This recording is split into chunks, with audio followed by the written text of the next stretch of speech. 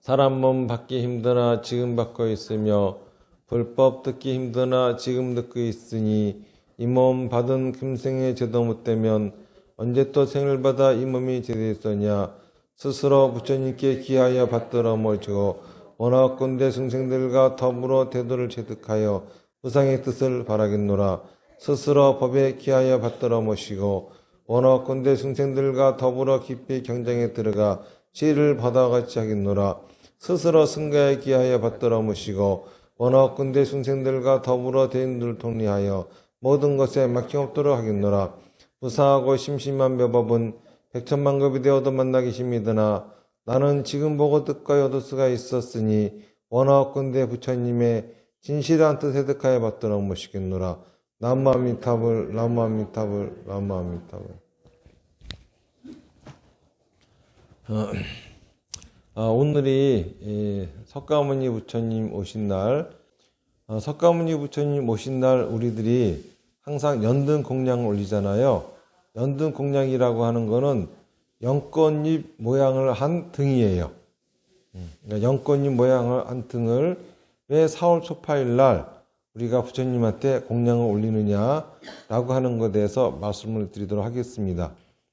우선 이제 연꽃이라고 하는 것은 불교의 상징이죠. 연꽃은 보통 어디에서 꽃이 피냐 하면은 더러운 연못에서 꽃이 펴요. 깨끗한 물에서는 꽃이 피지를 않습니다. 더러운 물에서 꽃이 피면서 그 꽃은 활짝 아주 예쁘게 핍니다.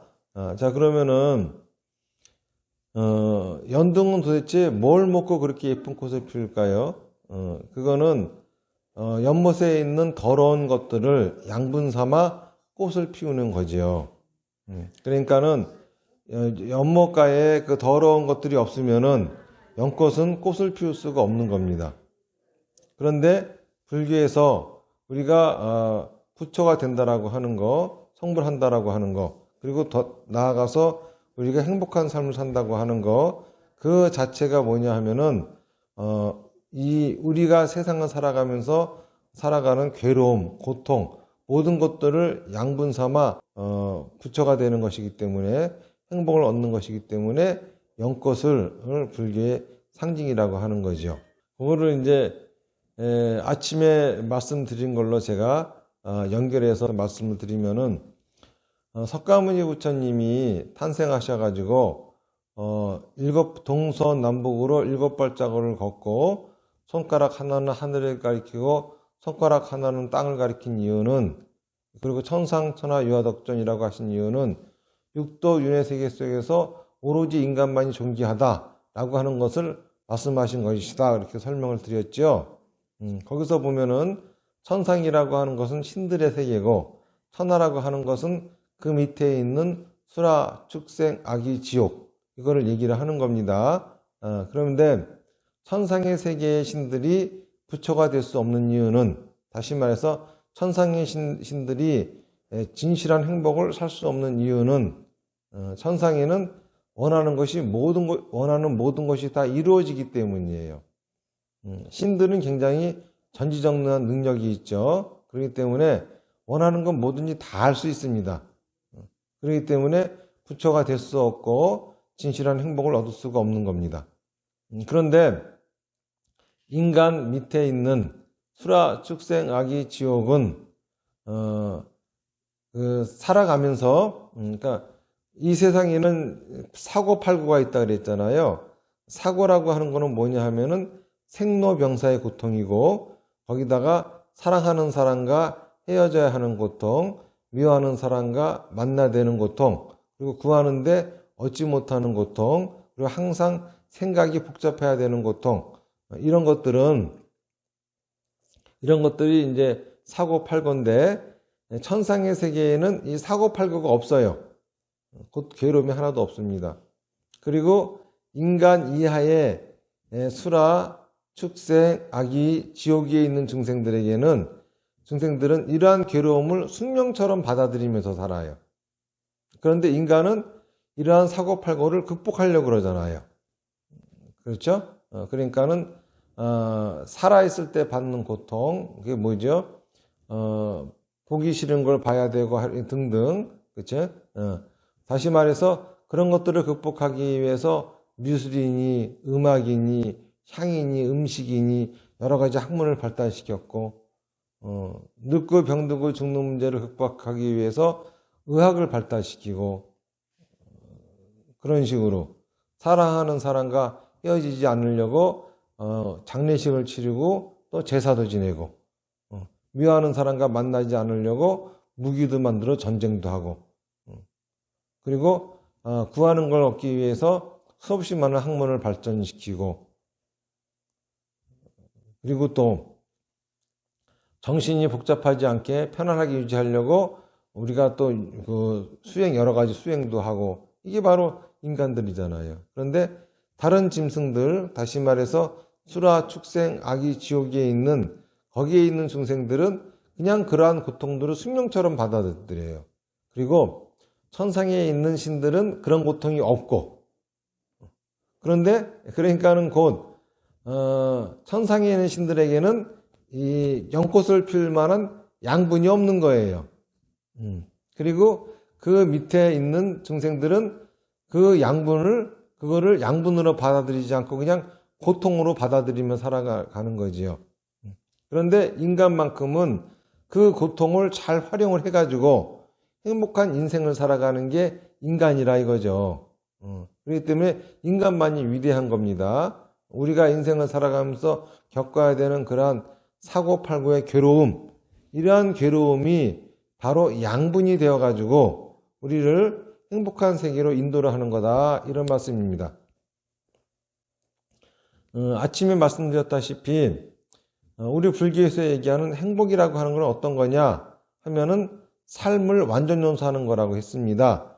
삶을 완전 연소한다고 하는 것은 곧 업을 완전 연소하는 거죠. 업을 완전 연소한다고 하는 것은 자기 생각과 말과 행동을 완전 연소하는 거, 이게 바로 불교에 있어서 행복이라고 그랬습니다.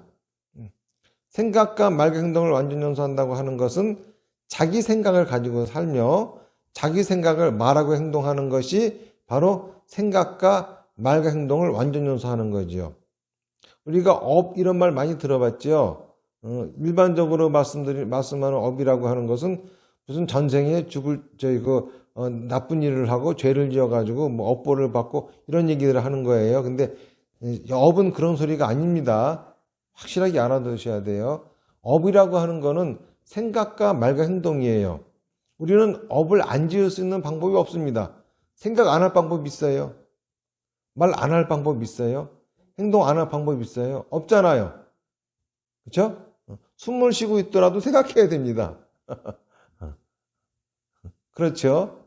그리고 또 말 안 할 수도 없는 거고, 행동 안 할 수도 없는 거고, 그러니까는 업을 안 짓고 사는 사람들은 세상에 한 명도 없어요.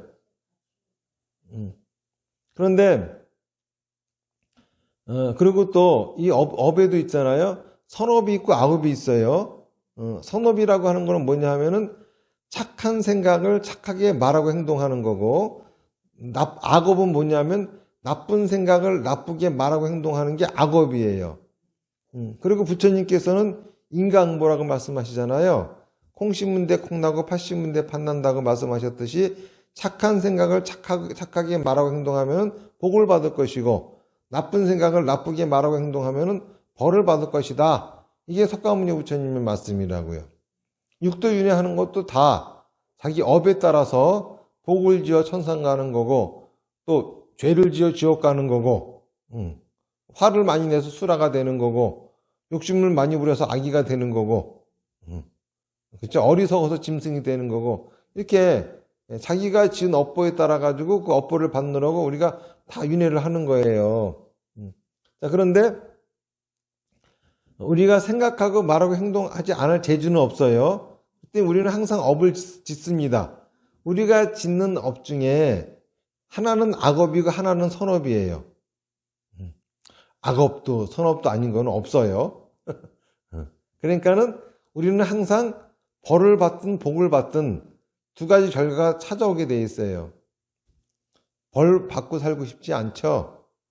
복만 받고 살고 싶죠. 그러니까 항상 악업은 짓지 않고 선업만을 갖다가 짓고 살고 싶잖아요. 그래서 복을 받고 싶으니까는 선업만 짓고 싶은데 나는 선업이라고 지었는데 그것이 악업일 수도 있는 거고 내가 일부러 악업이라고 지었는데 그것이 선업이 될 수도 있는 겁니다. 제가 그 전에 설렁탕집 그 주방장 얘기 해드린 적 있죠? 예? 설렁탕집 주방장. 저희 그 옛날에 그 저도 들은 얘기인데 종로 5가에 예? 큰 설렁탕집이 있었대요. 그런데 주인이 하도 노랭이라서 그냥 그 뼈 한번 우려낸 걸 갖다가 있잖아요. 여러 번 우려내게 하고 거기다가 또 설렁탕 맛이 나게 또 뭘 더 섞어가지고 팔고 이랬대요. 그런데 아무리 그래도 그게 맹물 같아가지고 맛이 있겠습니까? 맛이 없지. 설렁탕을 우려낸 다음에 물 타고 하면 맛이 없잖아요. 그러니까 사람들이 잘 안 사 먹으니까 장사가 안 되는 거예요. 그러니까 이제 설렁탕집 주인이 음식이 맛없는 거는 주방장 네 놈이 솜씨가 없어가지고 음식이 맛이 없는 거야. 그러면서 매번 주방장 월급을 깎아요. 그리고 자꾸 이제 음식 맛없고 장사가 안 되면 주방장 욕을 하고 구박하고 하니까는 주방장이 이제 화가 머리끝까지 차오른 거래. 아무리 그래도 그렇지 재료를 갖다가 똑바로 쓰게는 해줘야 내가 맛있는 설렁탕을 만들 텐데 이거는 재료도 제대로 못 쓰게 하면서 맛을 내라고 하니 무슨 재주로 맛을 내냐고. 그래가지고 주방장이 나 월급 안 받아도 좋고 이놈의 가게 쫄딱 망하는 걸 꼴을 보고 나는 가야 되겠다. 그래가지고 그 다음부터는 주인이 하라는 말 안 듣고 설렁탕도 한번 훅 우려놓으면 갖다 버려버렸어 그냥. 일부러 갖다 버려서 못 쓰게. 그리고 주인만 없으면은 손님도 오면은 밥이 남든지 말든지 막 퍼다 주고 김치도 막 퍼다 주고 그냥 그 집 망하라고. 그랬더니 설렁탕이 진하네. 밥도 많이 주고 김치도 시커멓게 해주네. 사람들이 구름같이 모이는 거야. 그 주방장은 일부러 악업을 지으려고 그랬던 거죠. 그렇죠? 자기가 벌 받을 각오를 하고 악업을 지었던 거예요. 그런데 되려 주인을 도와줬어. 그래서 주인이 좋아가지고 말이야. 역시 우리 주방장이 최고다 그러면서 월급도 올려주고 그랬대요. 그러니까 악업을 지으려고 했는데도 그렇게 결과가 선업으로 오는 경우도 있어요.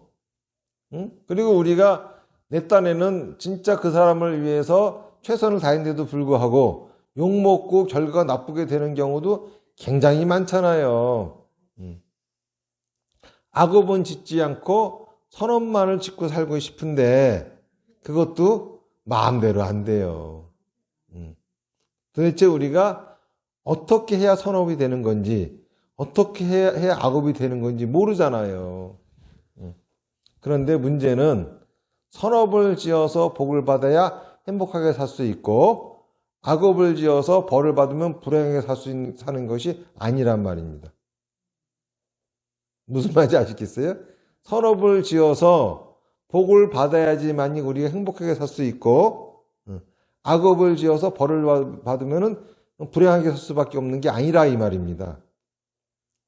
내가 선업을 지어서 복을 받아도 악업을 지어 벌을 받아도 우리는 행복하게 살 수가 있어요. 단지 선업을 지어서 복을 받을 적에는 행복을 느낄 뿐이고 악업을 지어 벌을 받을 적에는 불행을 느낄 뿐이지 악업을 지어 벌을 받는다고 불행하게 사는 건 아니라 이겁니다.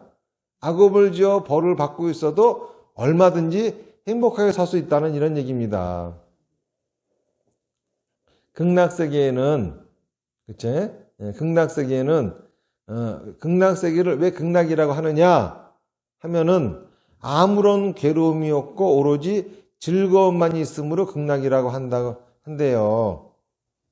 자, 그런데 세상에 아무런 괴로움이 없으면은 즐거움도 즐거움으로 느낄 수 있을까요?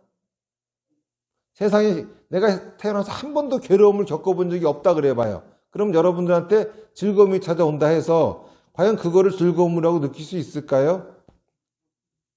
왕궁에 태어나가지고 맨날 진수성찬 맛있는 것만 먹었어. 과연 맛있는 음식인 줄 알까요? 옛날에 그런 얘기가 있잖아요. 임금님이 사냥을 나갔습니다. 그래가지고 길을 잃었어요. 아주 그냥 오랫동안을 먹지도 못하고 산속을 헤매고 다니다가 그 산속에 있는 오두막 집을 발견했어요. 이제 거기에 왕이 들이닥치니 거기 주인이 당황할 거 아니겠습니까? 배가 고프니까는 뭐 먹을 것 좀 내오라 그랬더니 감자밖에 없다고 감자를 삶아서 왔어요. 세상에 그렇게 맛있더래요. 그래가지고 궁중에 돌아와가지고 야, 그 맛있었던 감자 좀 삶아 먹어라 그래가지고 먹어봤더니 맛이 없더래. 왜 그러겠습니까? 시장이 밥이라고, 그쵸? 괴로움이 있어야 즐거움도 비로소 즐거움으로 느낄 수가 있는 거예요. 그런데 극락세계에는 괴로움이 하나도 없대요. 오로지 즐거움만이 있대요. 말이 안 되잖아요. 그런데 이 말이 안 되는 말이 어째서 가능할까요? 괴로움도 괴로움으로 받아들이지 않기 때문이에요. 지옥을 피하려고 하니까 지옥이거든요. 지옥이라 하더라도 내가 가야 할 길이야 라고 생각하면서 걸어가면은 지옥도 지옥이 아닙니다. 다시 말해서 내 인생이 불행이 찾아오고 괴로움이 찾아온다 하더라도 그거를 괴로움, 불행이라고 생각하지 않고 내가 겪어야 될 일, 내가 악업을 지었기 때문에 받아야 될 과보라고 생각하고 받아들이면은 그 순간도 행복해질 수가 있는 거예요. 다시 말해서 극락은 괴로움이 없는 게 아니라 괴로움도 놀이로 바꿔버리는 거야. 애들이 하는 삽질은 재밌어. 왜 그런지 아십니까? 놀이니까. 근데 어른들이 하는 삽질은 괴로워. 왜 그런지 아세요? 노동이니까. 그렇죠? 우리가 인생을 살아가면서도 악업을 받을 적이 괴로워요. 그거는 악업을 받고 싶지 않은데 받아야 되니까 괴로운 거야. 그런데 내가 지은 악업, 내가 지은 업벌에서 나는 마땅히 이거를 받아야 돼. 나는 금생에 악업을 다 소멸시키고 죽지 남기고는 그쵸 가지 않을 거야 라는 각오로 악업이요 다 와라. 내가 금생에 다 청소하고 간다. 이런 마음을 가지고 악업을 받아들여 보세요. 그럼 그것이 악업인가? 그러면 악업을 받고 있는 순간도 실제로는 행복하게 살게 됩니다. 극락세계는 연못이 있대요. 극락세계의 연못에는 연꽃이 피는데 재미있는 게 꽃들 색깔이 각양각색이에요. 하얀 꽃, 빨간 꽃, 파란 꽃, 노란 꽃, 잡새꽃 여러 가지 꽃들이 있어요. 그런데 재밌는 거는 노란 꽃에서는 노란 빛이 나고 빨간 꽃에서는 빨간 빛이 나고 파란 꽃에서는 파란 빛이 나고 잡새꽃에서는 잡새빛이 난대요. 색이 빛으로 바뀌는 거예요. 다시 말해서 극락세계는 행복하게 사는 사람들의 세계인데 그 세계는 똑같은 색깔도 아니고 똑같은 빛도 아니에요. 전부가 각기 다른 색깔이 있어. 다시 말해서 선업을 지어서 선업을 받는 색깔도 있고 악업을 지어서 악업을 받느라고 괴롭게 살아가는 색깔도 있어요. 별의별 색깔이 다 있어요. 그런데 그 색깔 그대로가 다 빛으로 변해버리는 거예요. 색깔하고 빛하고 어떻게 다른지 아세요? 색깔은 모이잖아요. 그러면 깜깜해집니다. 근데 빛은 모이면은 하얘져요. 색은 덧칠하면은 까매져요. 여러 가지 색깔 덧칠하면. 근데 빛은 여러 가지 빛깔의 빛을 갖다가 쏘이면은 하얘집니다. 빛은 모이면 하얘지고, 그죠? 색은 모이면은 검해집니다. 그리고 색은 자기 혼자 자기 색을 드러낼 수가 없어요. 항상 옆에 빛이 있어야 됩니다. 다시 말해서 행복하게 사는 사람은 자기 스스로 자기를 나타낼 수 있지만은 행복하게 살지 못하는 사람은 남에 의지해야지만이 자기 모습을 드러낼 수가 있는 거예요. 이렇게 달라요. 그리고 실제로 행복하게 살지 않는 사람들이 모이잖아요. 그러면 껌껌해져. 그 주변이. 근데 행복하게 사는 사람들이 모이잖아요. 그럼 그 주변은 환해집니다. 이상하죠? 그냥 행복하지 않은 사람, 한 사람 있을 적에는 잘 모르겠어. 근데 그 사람들이 잔뜩 모였으면 뭔가 껌껌한 아우라가 있어요. 뭔가, 그쵸? 금방 귀신 나올 것 같아.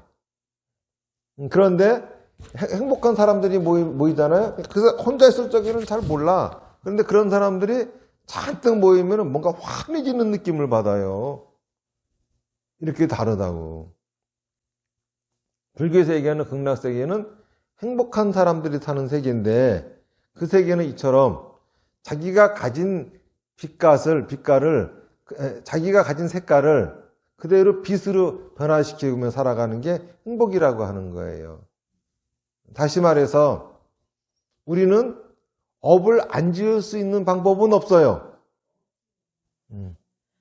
그러니까는 악업을 짓는 걸 무서워하지 말고, 그치? 선업만 지으려고 하려고 하지도 마세요. 물론 될 수 있으면은 악업은 짓지 않으려고 노력하는 게 좋은 거예요.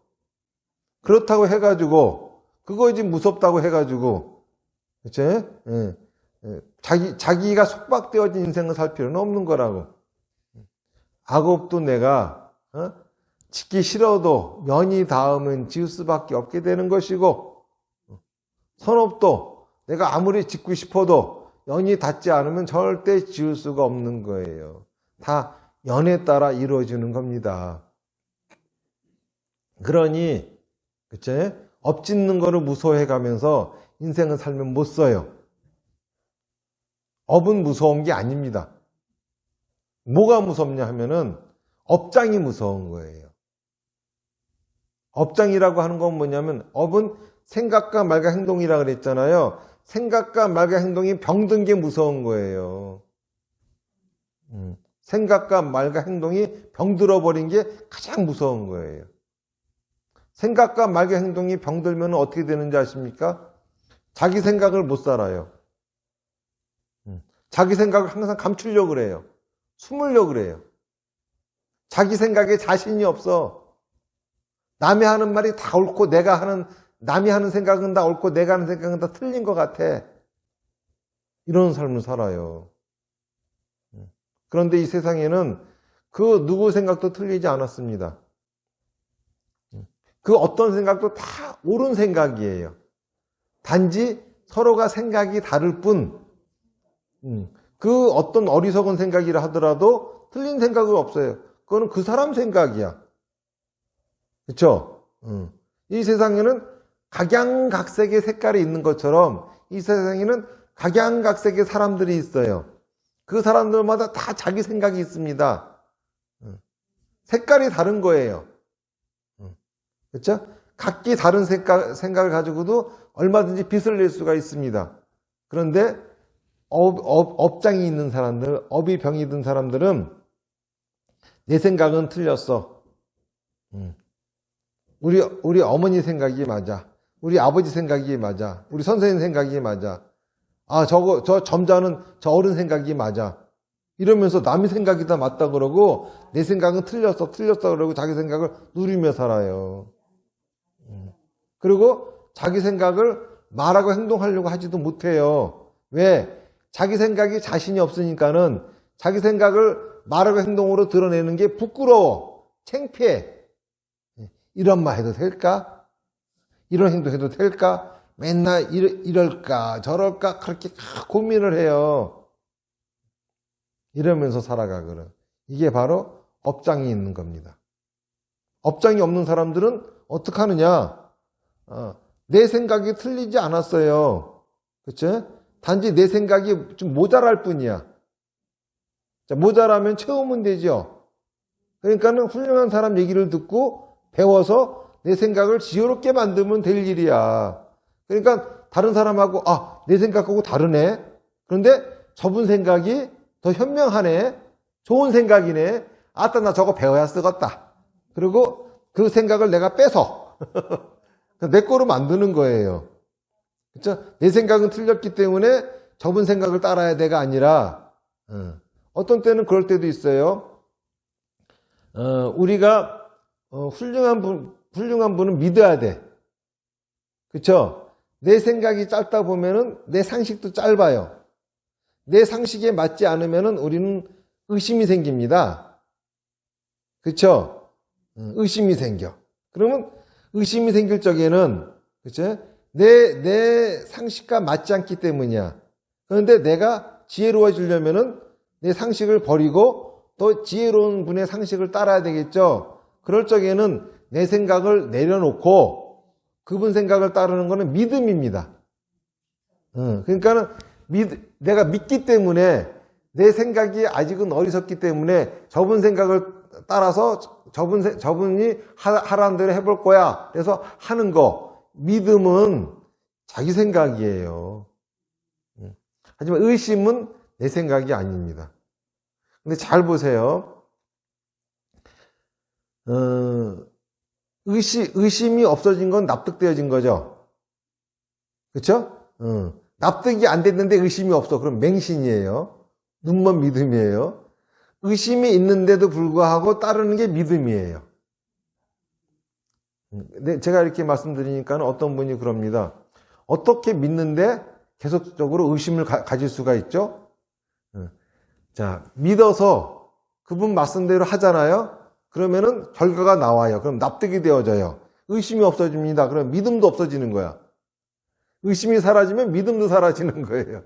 그러면 그 다음에 또 다시 의심이 생겨요. 그렇죠? 그러면 의심이 생길 적에는 믿는다면 어떻게 하면 좋을까요? 질문을 하는 거야. 의심이 생기면은 물어보는 거예요.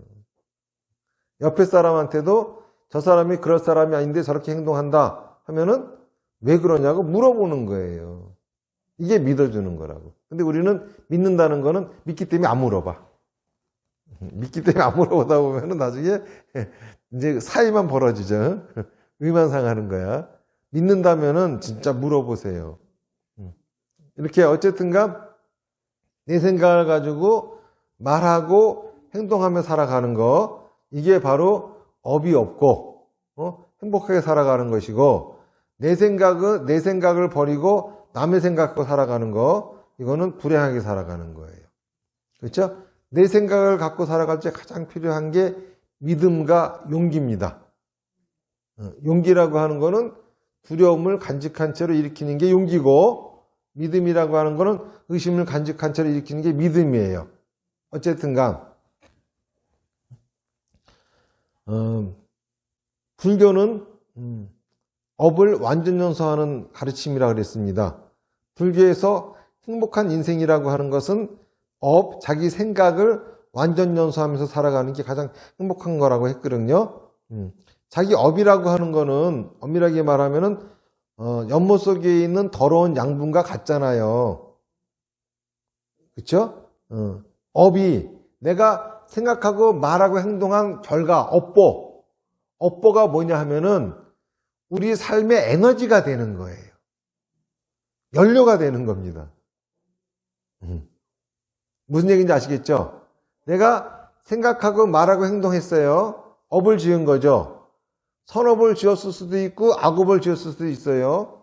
선업을 지었든 악업을 지었든 일단 내가 업을 짓게 되면은 이 업보는 내 인생의 연료가 되는 거예요. 땔감이 되는 겁니다. 이제 이 업보를 떼어주세요. 활로 태워주세요. 그런데 선업을 지어서 복만 받고 싶어 하고 악업을 지으면 도망가고 싶어 하면은 이게 불이 안 붙어요. 그러면 어떻게 되냐 하면은 불이 희미하게 붙어가지고 독가스밖에 안 나요. 독가스가 온통 내 인생에 가득합니다. 그러면 인생이 괴로워지는 거예요. 그래서 괴로워지는 거야. 악업을 지어서 괴로워지는 게 아니라 업을 안 지으려고 그러고, 그렇죠? 악업 지어놓고 도망치려고 하니까는 인생이 괴로워지는 거예요. 그러니까는 불교에서의 진짜 행복한 삶이라고 하는 것은 연꽃처럼 연꽃이 더러운 그 연못에 있는 양분들을 빨아들여가지고 활짝 꽃을 피우는 것처럼 불교도 우리가 지은 업보, 이게 뭐죠? 내 인생의 똥이에요. 그쵸? 내가 생각하고 말하고 행동한 결과물이잖아. 내 생각과 말과 행동이 배설한 배설물이잖아요. 이게 바로 업보잖아요. 이 내가 만든 이 똥, 업보, 이게 바로 내 인생의 연료가 되어서 그거를 활활 탈 수 있게 만들어주는 겁니다. 그러면 행복해지는 거예요. 자, 그럼 그거를 활활 태우는 거, 어떻게 하는 거냐 하면은, 선업이든 악업이든 나는 다 받는다. 피하지 않는다. 선업이든 악업이든 다 받는다, 피하지 않는다가 뭡니까? 점치고 부적 쓰지 않는다. 무당한테 찾아가서 굿 안 한다. 그쵸? 그리고 뻑하면 천도제 그런 것도 하면 안 돼. 그러니까는 진짜 천도제라고 하는 거는 그 돌아가신 분들을 위해서 49제, 100일제, 그쵸? 1년, 3년 이게 천도제야. 그런 거 제가 하지 말라는 천도제는 뻑하면 조상이 아직 좋은 데 못 가서 큰일 났어. 천도해야 돼. 이런 소리 듣고 놀래가지고 그런 거 하지 말라고. 진짜 그러니까는 이게 이제 불교에서 보면은 천도가 안 된 건, 뭐가 천도가 안 된 건지 아세요? 죽은 사람이 귀신이 되어버리면 천도가 안 된 거야. 무슨 얘기인지 아시겠어요? 죽은 사람이 귀신이 되면 천도가 안 돼요. 안 되는 거야. 그러면 죽은 사람이 귀신이 됐다고 하는 말이 뭘까요? 죽은 사람이 산 사람처럼 등장하면 귀신이야, 그게. 죽었는데 말이야. 갑자기 방문을 열고 들어오네? 이런 귀신이야. 그쵸? 죽었는데 밥상 차려주니까 밥 먹고 있네? 귀신이야, 그럼 그거. 무슨 말인지 아시겠습니까? 죽은 사람은 죽어 있어야 돼. 여러분들 무덤에 있잖아요. 죽은 사람이 있다면 그 귀신이야. 무덤은 뭐야? 사람의 시체를 묻어두는 곳이잖아요. 그렇죠? 그런데 죽었다고 하는 거는 자기 몸으로 들어갈 수 없으니까 죽은 거잖아요. 그런데 그 아직도 무덤가에 있다고 하는 거는 몸에 대한 애착이 있는 거고, 죽은 거를 원통이 하는 거고, 귀신이지. 그러니까 죽은 사람은 어디가 있어야 될까? 위패 속에 들어가 있어야 돼. 위패 속에 있어야 돼요. 여러분들 죽은 사람 추모한다고 무덤가에 가가지고 막 술 뿌리고 이러고 앉아있는데 그 귀신 만들게 하는 거예요. 죽은 사람에게는 위패를 만들어줘가지고, 그죠? 위패를 만나러 와야 이게 정상이야. 무슨 말인지 아시겠죠? 그러니까 그리고 절대 불교식 제사법을 지내세요. 예? 제사 지낼 적에 산 사람처럼 나물 놓고 밥 놓고 하지 말라고. 그러면 그거 귀신 만드는 거야. 응? 제가 가르쳐 드리는 것처럼 그냥 떡과일 부처님 옆에 올려놓고 지내라고요. 예? 그러면 귀신이 안 돼. 이게 천도야, 이게 천도. 예? 무당한테 가서 맨날 천도제야, 천도가 아니고. 그런데 우리가 사실 그렇잖아요. 무당한테 가서 천도제하고 뭐 어쩌고 뭐 이런 거 하는 것도 뭡니까? 내가 지은 악업으로부터 도망가려고 하는 거잖아요. 이런 불안정 요소가 되는 겁니다. 우리가 4월 초파일 날은 항상 연등을 만들어서 부처님께 공양을 올리죠. 연등이라고 하는 것은 연꽃을 등으로 만든 거예요. 연꽃을 등으로 만드는 이유는 연꽃은 불교의 상징이기 때문에 그렇습니다. 왜 연꽃이 불교의 상징이냐 하면은 부처님의 가르침은 우리가 지은 모든 업보를 연료 삼아 활활 태우면서 진짜 밝고 따뜻한 행복한 인생을 살아라. 이게 부처님의 가르침이기 때문에 그죠? 연꽃이 불교의 상징이 된 것이고요. 그리고 등이라고 하는 건 뭐냐 하면은 지혜를 밝히는 얘기입니다. 지혜예요. 그러면 지혜 중에 가장 으뜸이 뭔지 아세요? 이 등 중에 가장 으뜸이 뭔지 아세요? 달 얼마나 밝아요? 그렇죠? 근데 해나 달도 비춰주지 못하는 곳이 있어. 어딜까요?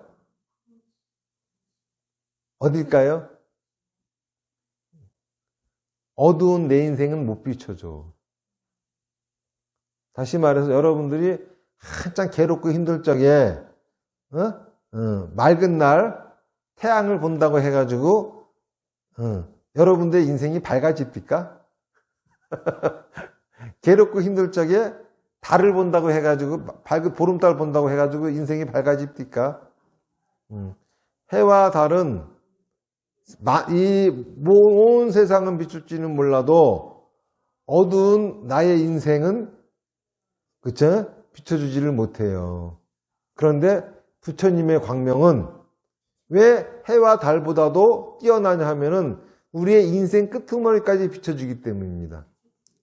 그 부처님의 광명, 인생 끝까지 비춰주는 그 빛을 만나면은 내가 어떻게 되는지 아세요? 우리가 항상 껌껌한 방 안에 있었어.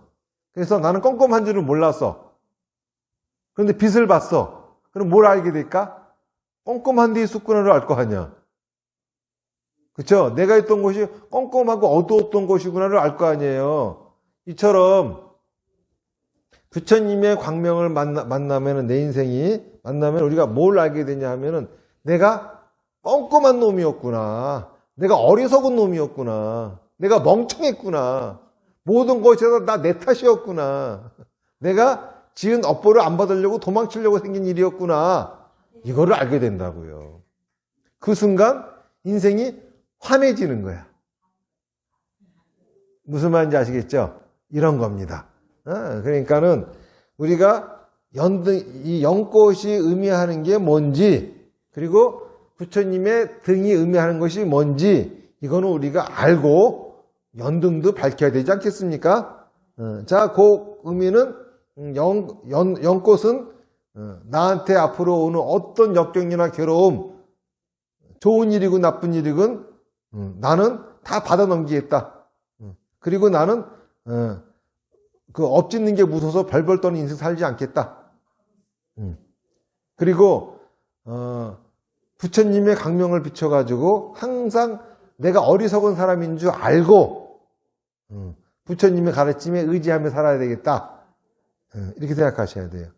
똑똑하다고 생각하는 사람은 굉장히 위험한 사람이에요. 내가 제일 어리석다고 생각하며 살아야 됩니다. 나야말로 부처님의 가르침이 필요해. 나야말로 법문 들어야 돼. 나야말로 삼마타 비파사는 다나바람 해야 돼.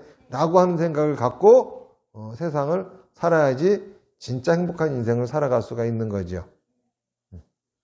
그래서 그런 거를 생각하시면서 오늘 부처님한테 연등을 올리시고 또 이제 우리 그 LED 풍선 있잖아요. 하늘로 올려보내기 하잖아요. 거기도 이제 소원들 적어가지고 다 올려보내기 했는데 이렇게 소원이 있어야 돼, 사람은.